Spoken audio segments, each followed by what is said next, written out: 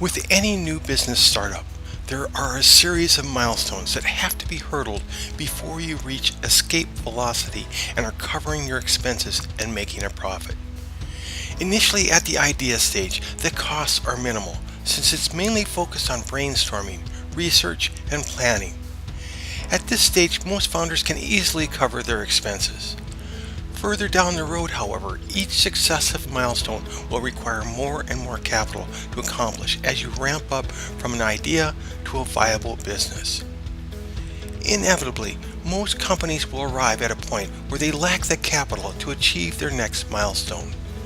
Oftentimes, these founders will then go to family and friends to raise seed capital. In the US, over $60 billion of seed capital is raised this way annually. Although this is a friendly source of money, it has its limitations. The average amount of seed capital raised from this source ranges from between $25,000 to $100,000. After your company has tapped out your friends and family for money, you will be forced to either borrow money or raise money from outside sources.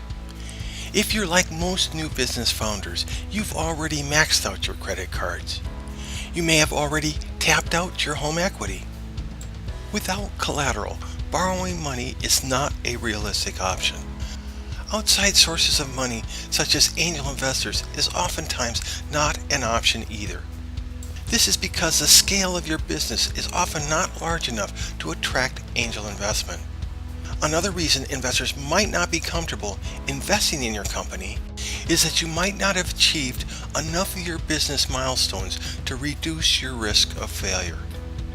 When you're stuck in neutral and you can't borrow money or raise money, you need to consider outside-the-box solutions.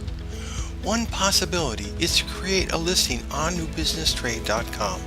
This website brings entrepreneurs together with people or businesses that can provide research and development, services, materials, equipment, finished products, office space, retail space, warehouse space, or marketing.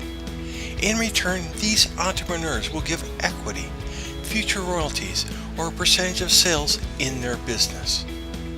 These types of arrangements can potentially work out very well for everyone concerned. However, they should be mostly reserved for businesses that are not planning on raising outside angel or venture capital in the future.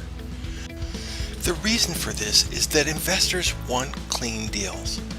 You will find it very difficult to get them on board if you have promised royalties, a percentage of sales, or if you've given away equity to business vendors.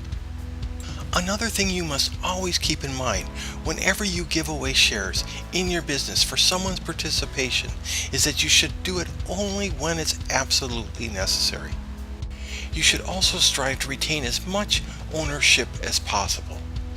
Keep in mind that you will most likely be undergoing further equity dilutions if you end up seeking angel or venture capital at a later time. As a result, the more of your company that you retain over time, the higher your payday will be when your company makes it big in the end. Another potential negative about giving equity for someone's participation is that it can be often very difficult and expensive to reverse an equity deal when shares are already given. You need to consider worst case scenarios when doing deals like these. Oftentimes, a potential partner will be very enthusiastic in the beginning but lose interest as time goes on. One option you can consider to mitigate your risk of giving away equity and not getting the goods is to have an agreement where the shares are vested over time. When you do this, you can limit the number of shares given if your relationship sours, or if they fail to deliver on what they were supposed to give you for shares in your company. There's another factor that you must contend with when you use equity, future royalties, or a percentage of future sales to obtain someone's participation. Since they are more of a promise of potential earnings rather than actual earnings, they inherently have less value. Therefore, when you use this approach, you will almost always be forced to give away a lot more equity or future profits than what it would cost you if you paid for them up front. In order to reduce this cost differential, you'll need to give a compelling pitch that will persuade potential participants that your business idea has legs and that it will generate them a great deal of money. One other thing you need to do when doing these kinds of deals is to have a licensed real estate or business broker or an attorney in your area finalize any potential transactions you initially come up with. Getting the contract done right is critical in order to prevent misunderstandings and to provide remedies if the deal goes sour. In summary, if you can't obtain working capital and you're looking for outside-the-box business solutions, using equity, future royalties, or a percentage of future sales might be a lifeline that gets your business going.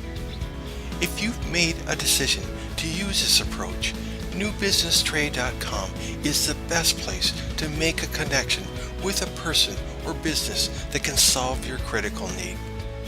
What you're willing to trade for someone's participation in your business is really up to you.